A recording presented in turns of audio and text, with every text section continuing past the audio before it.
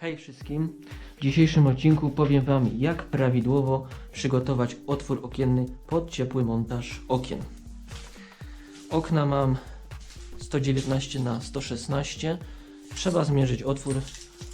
Tutaj mam 120 cm na 117, więc będzie troszkę przymały.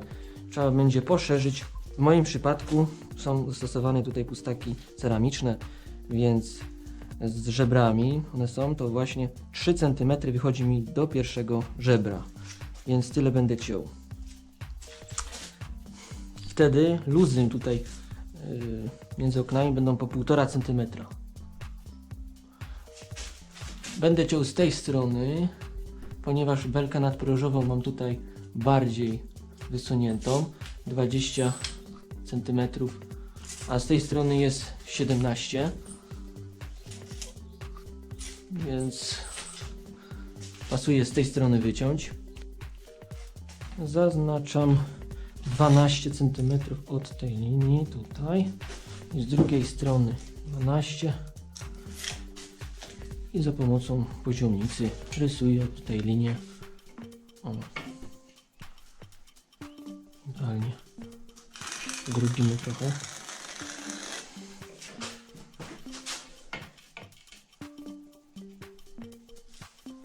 Tutaj na oczku równo jest.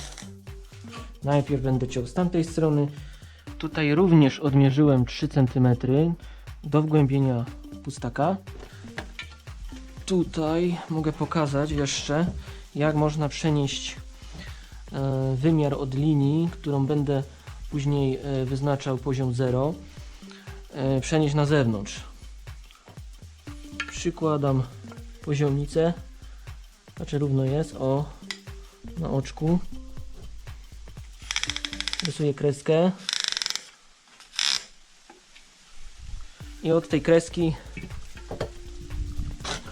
12 cm z tej strony zbieram sobie wymiary wszystkich otworów okiennych i mierzę od belki nadprężowej do tej linii z jednej i z drugiej strony, i tam, gdzie wymiar mam mniejszy, tam będę miał mniejszą dylatację między oknem a belką nadprężową i ustalam sobie taką dylatację od 1 do 2,5 cm. Wszystkie otwory okienne już wyciąłem. Po cięciu warto mniejszą szlifierką z tarczą diamentową 125 mm przeszlifować powierzchnię pustaka, by uzyskać równe lico. Przeszlifowałem również spoiny między pustakami z jednej i z drugiej strony. Tutaj również zostało tylko odkurzyć i wypełnić ubytki. Jak mamy wiele okien do montażu, to otwory okienne możemy przygotować w ten sposób, zabezpieczyć je folią przed działaniem warunków atmosferycznych, przykręcając, kołkując deskę. Najpierw przewiercamy otwory w desce, później przykładamy ją do muru i przewiercamy przez otwory wcześniej wywiercone w desce, kołkujemy bezpośrednio do pustaka, wkładamy kołek, folia, później przykładamy deskę, próbujemy, czy wejdzie, łapiemy, kręcamy. Przed przykręceniem całkowitym możemy ją naciągnąć, usztywnić, wtedy będzie dopasowana do okna.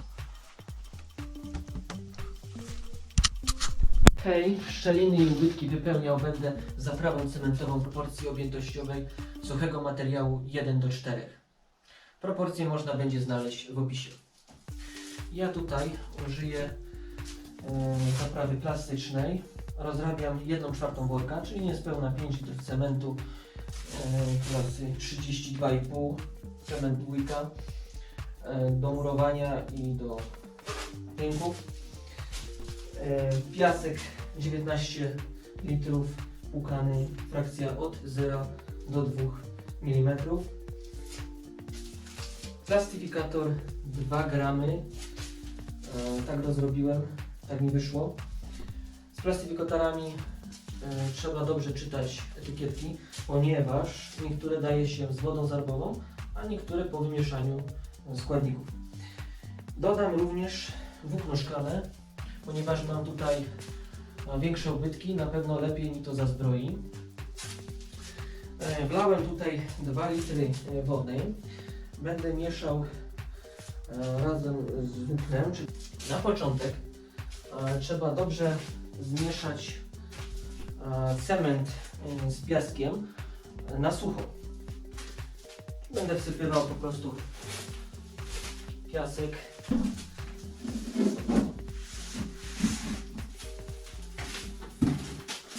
Cement.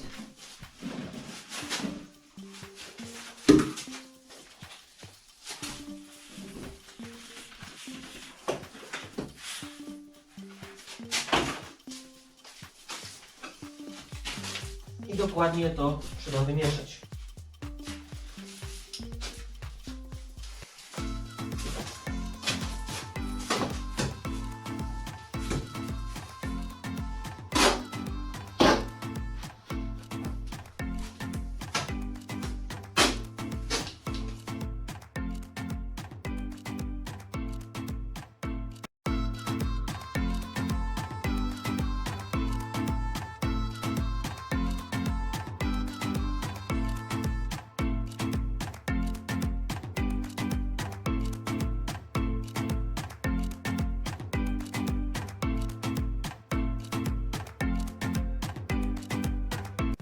Ok, wszystko mam już wymieszane.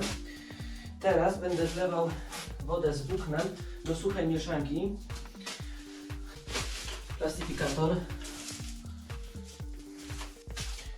Na końcu dodam plastyfikator i ewentualnie korygując niewielką ilością wody.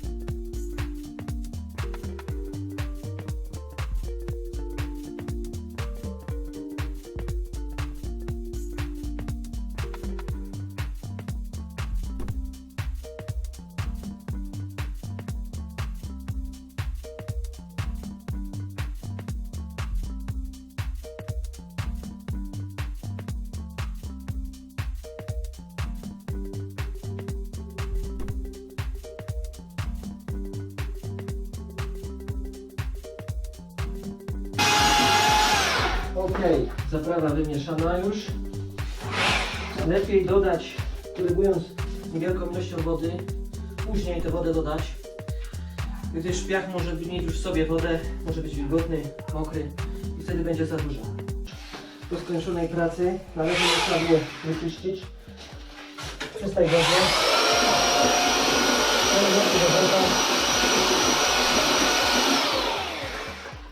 Używam takiego mieszadła. Zaprawa, konsystencja już jest gotowa. Taka. Marka M7.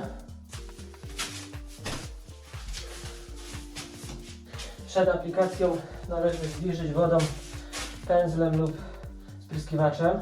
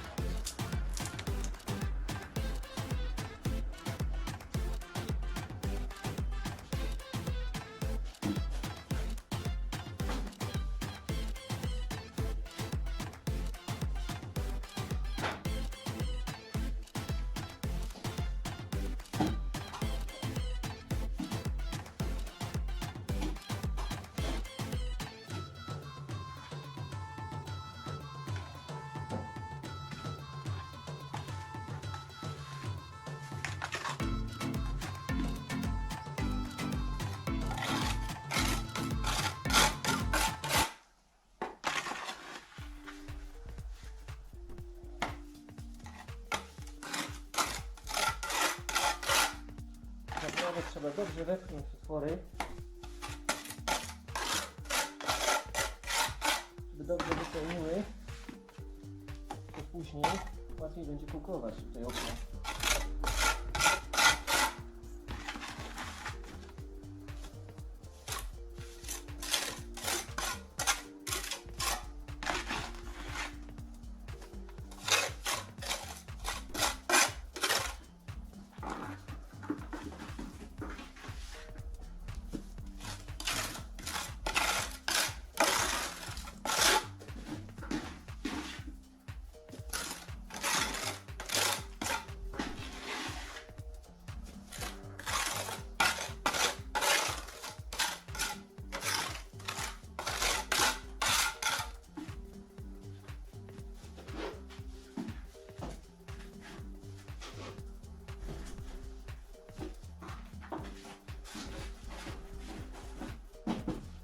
Dobrze jest przykryć naprawę, żeby nie wysychała.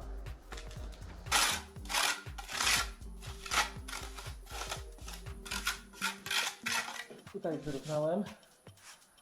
Jak to jest?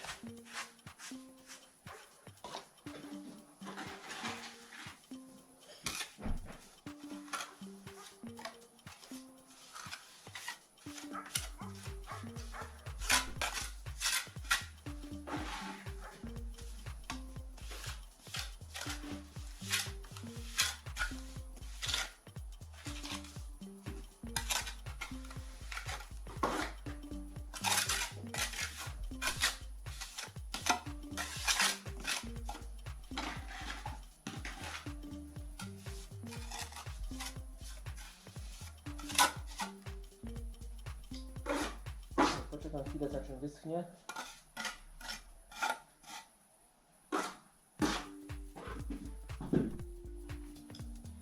Jest to dosyć mocna zaprawa, więc szybko powinna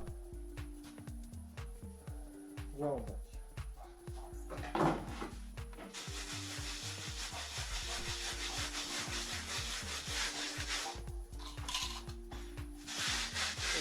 Związało.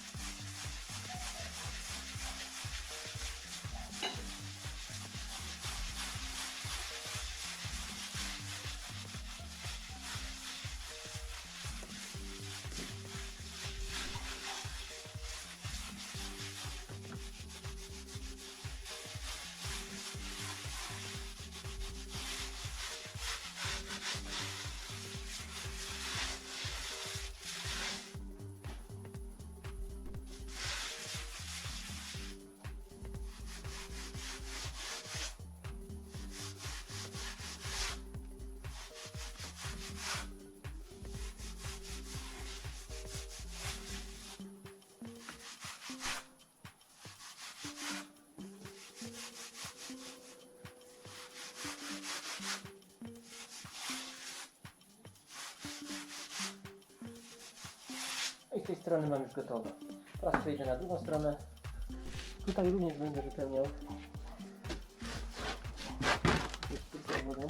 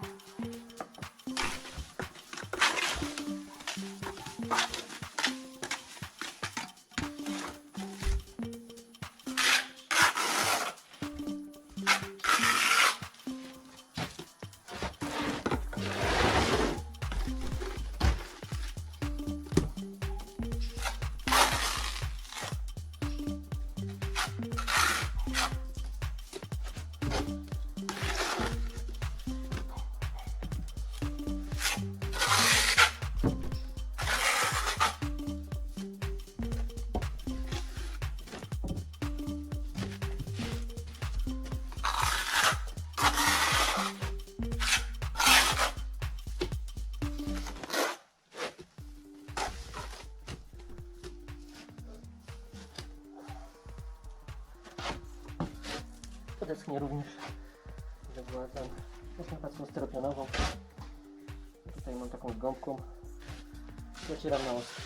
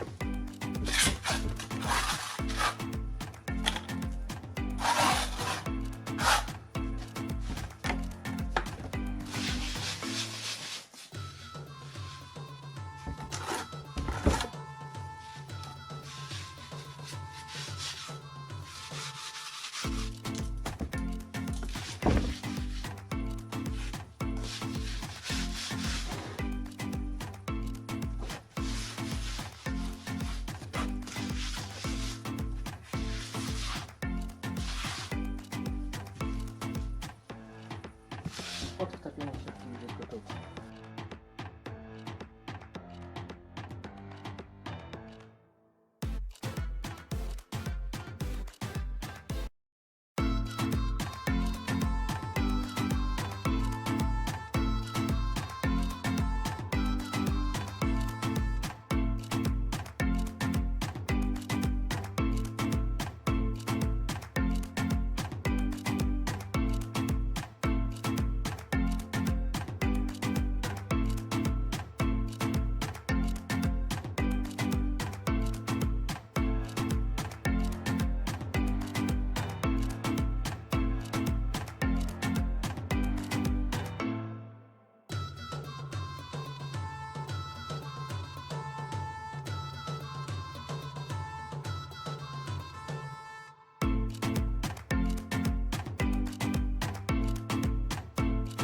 Otwory okienne odkurzone, zagruntowane gruntem akrylowym.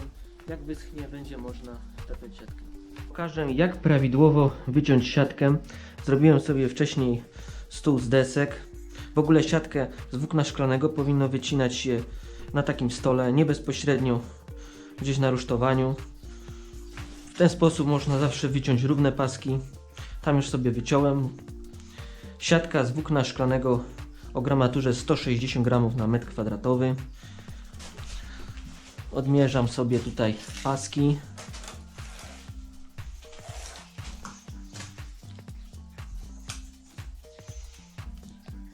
Zaznaczam z jednej strony,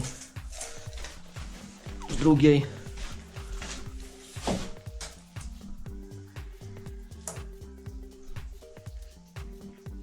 Akurat tutaj na środku oczka.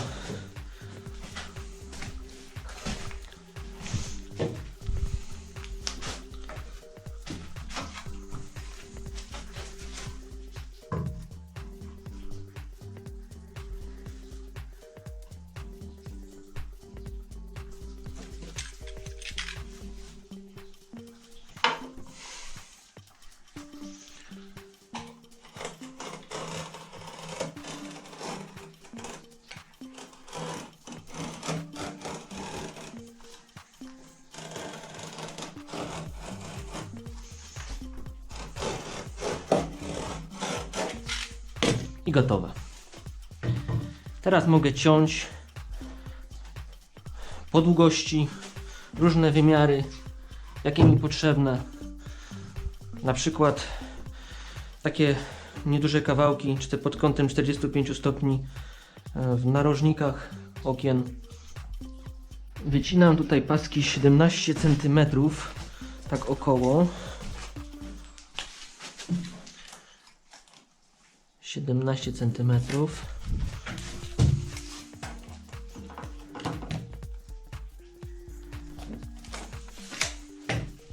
Na zewnątrz również 17. W zupełności wystarczy. Taśmy są szerokości 10, więc będzie dobrze. Jak przygotować zaprawę klejową do zatapiania siatki? Istotne będą dwie kwestie. Pierwsza z nich to odpowiednie proporcje. Ja będę rozrabiał 5 kg na niespełna 1 litr wody, dokładnie 950 ml. Wtedy konsystencja wyjdzie mi idealna. Worek mam 25-kilowy, więc 1/5 worka.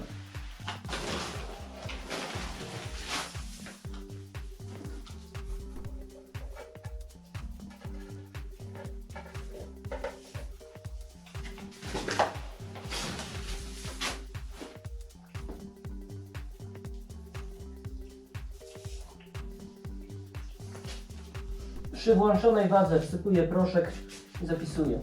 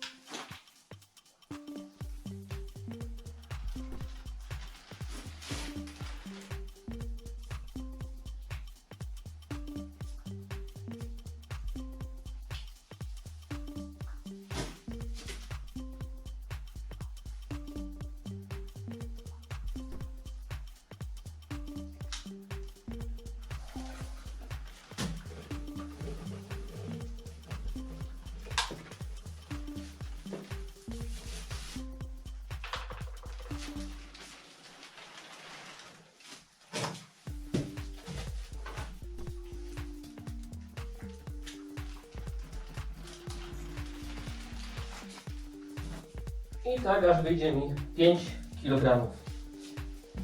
Drugą istotną kwestią jest poprawne wymieszanie.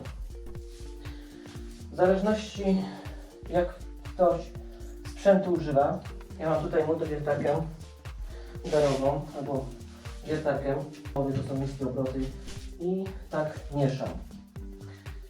Mieszał będę 8 minut, po czym 5 minut przerwy i z powrotem również 8 do uzyskania odpowiedniej konsystencji, takiej, żeby nie było grudek. Klej się dobrze wymiesza spokojnie przez następne godzinę, półtora godziny można aplikować. Mieszadłem wychodzi mieszanie krócej, około tam 5 minut, a wiertarką troszkę dłużej. Podczas mieszania najlepiej mieć wcześniej wlaną wodę, czystą wodę. Będę przesypywał przez sito boczkami 1 mm ten proszek, przesypię go i będę go mieszał po prostu.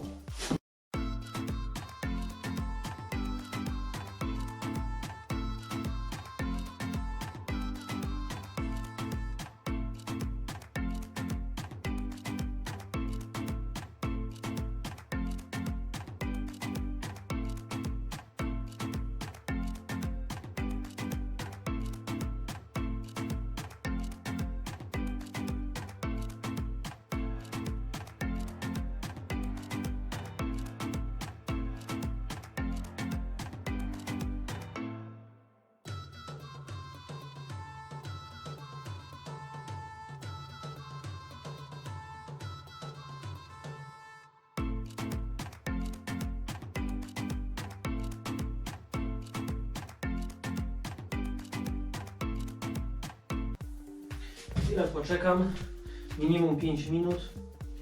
Należy mieszać minimum 8 minut na wolnych obrotach, żeby była dobra konsystencja. No właśnie taka.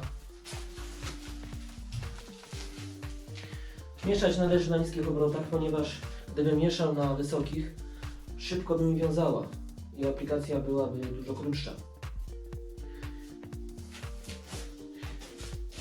Również zaprawy cementowe warto zważyć na wadze, gdyż pamiętać należy, że 1 litr cementu waży 1,30 kg, więc lepiej zważyć na wadze. Gdy wsypiemy cement bezpośrednio do wiaderka, wstrząsniemy nim, cement padnie i na przykład z 5 litrów może zrobić się 4, ponad 4 i po prostu ta marka może nam nie wyjść, może być niższa z oprawy. Najlepiej zważyć za pomocą wagi.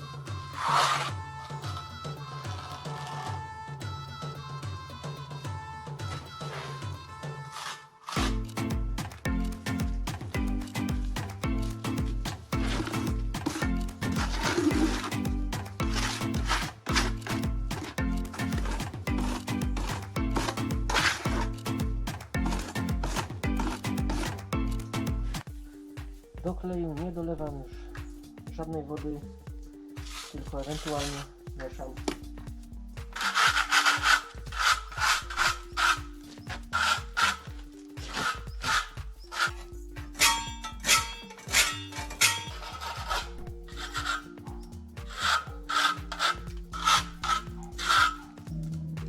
Na trzeci raz nie będę nakładał kleju.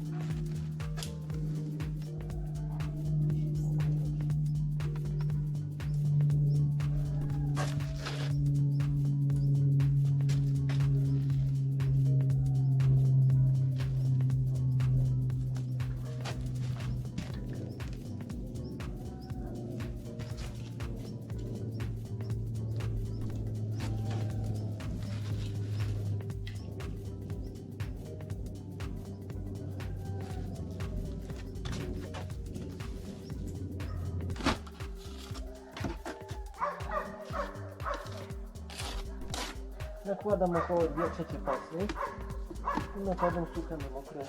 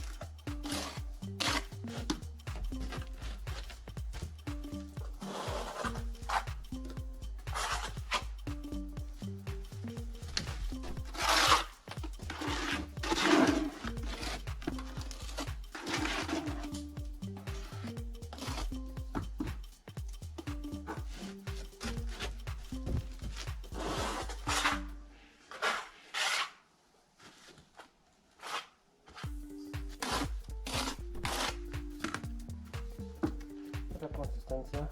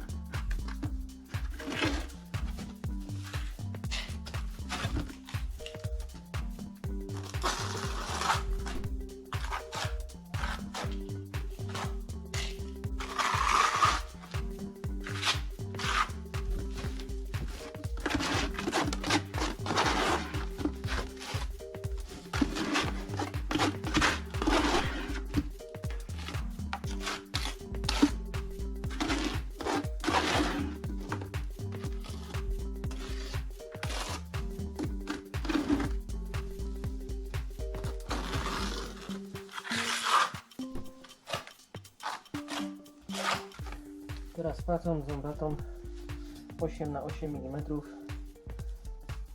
deformował. Istotne jest to, żeby wałeczki były jednakowej wielkości, a zaprawy również była wrotka.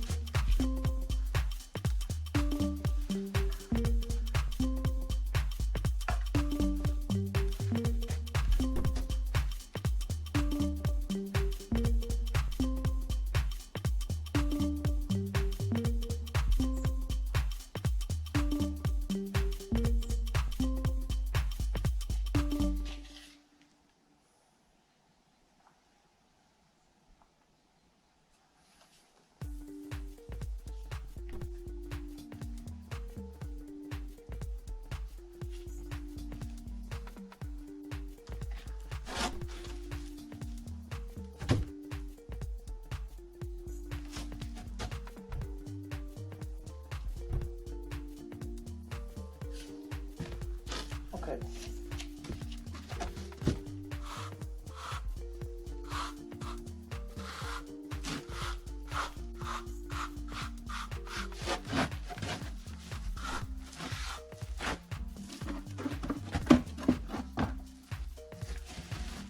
Teraz trzeba będzie wyciąć siatkę.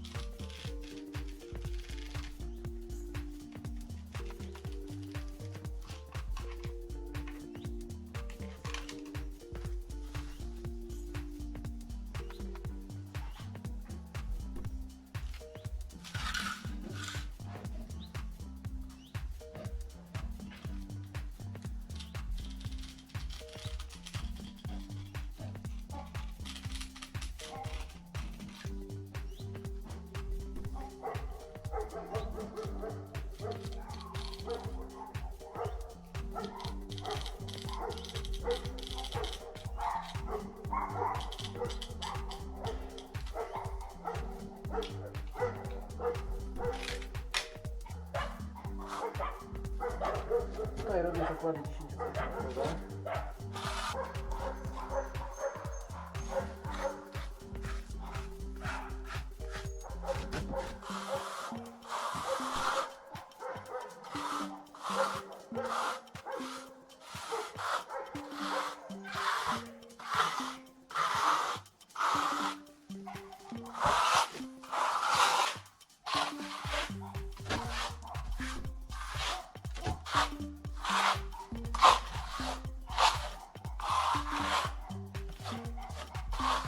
Lepiej takimi ruchami półkolistymi.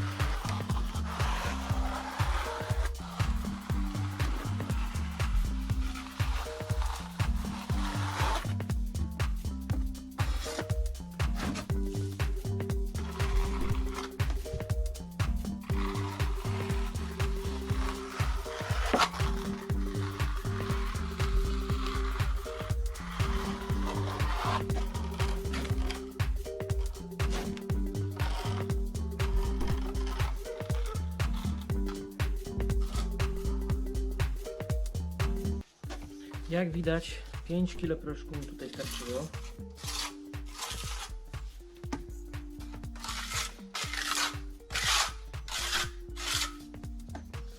Rozrabiam niepełny liter.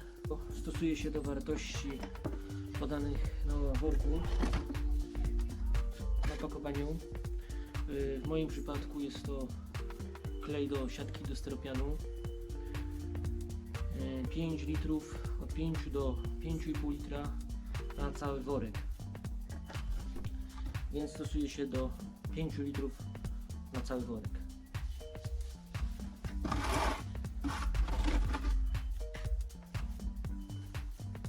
Na siatkę, co wyciąłem, pójdzie mi tutaj na sztafety. Grunt również należy przemieszać około 5 minut. W zależności, każdy grunt się nadaje. Grunty są określone, stosuje się pod określone podłoża, na przykład pod cegłę ceramiczną. Również co chcemy później położyć. Zawsze wiadro powinno być czyste, czyli wtedy jest mniejsze zużycie wody. Zaprawa już związała, więc mogę się brać za klejenie siatek tutaj najpierw na zakładkę.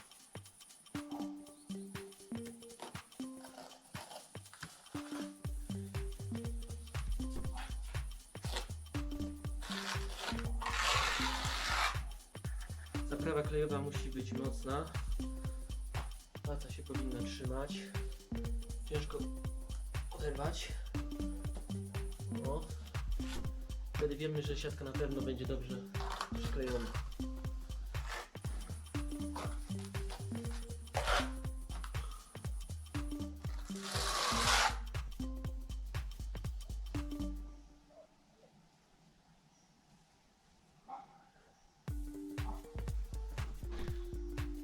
I teraz trzeba dociągnąć tę siatkę do tej przyklejonej wcześniej.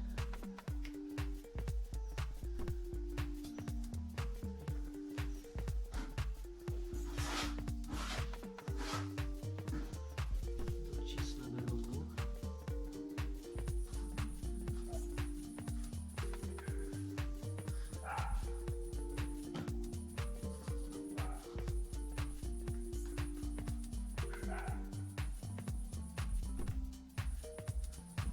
Tak, żeby przylegała.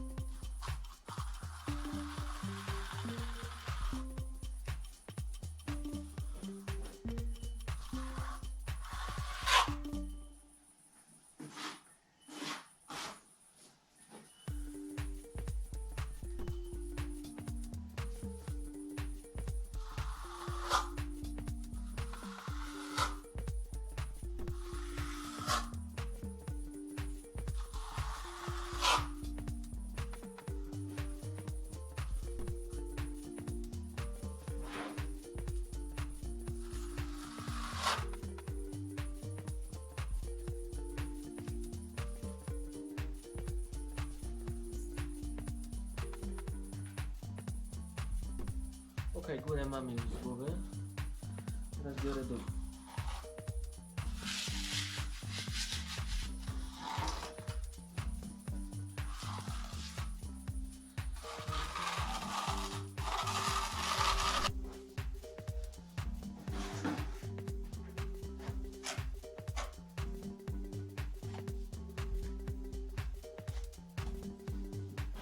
Trzeba pamiętać o kleju tutaj, również żeby nie brakło.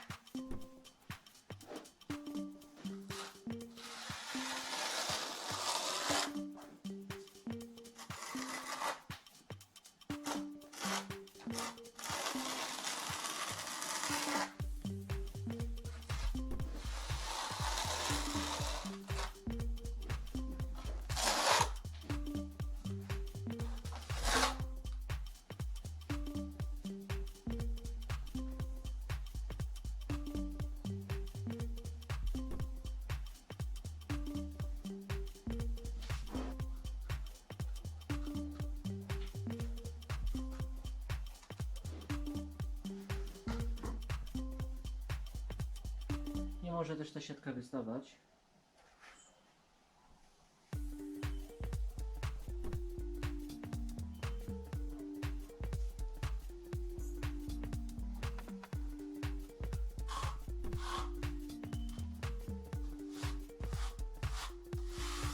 Jak najbardziej na płaskopacą stawiam.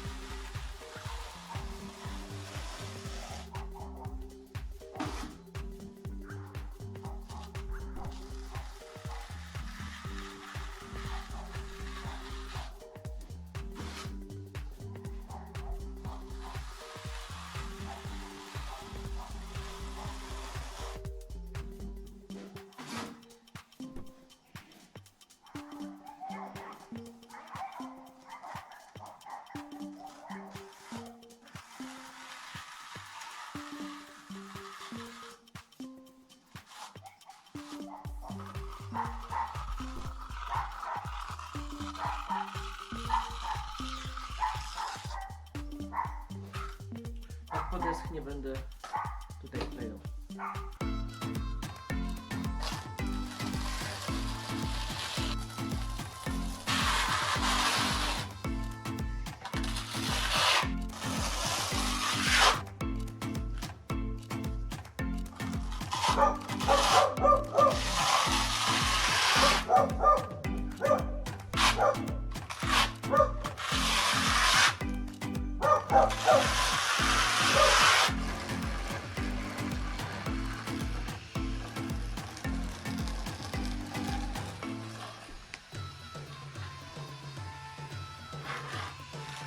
Jak wyschnie, w celu wyrównania należy pokryć drugą warstwą kleju o grubości 1 mm, tak żeby siatka była niewidoczna.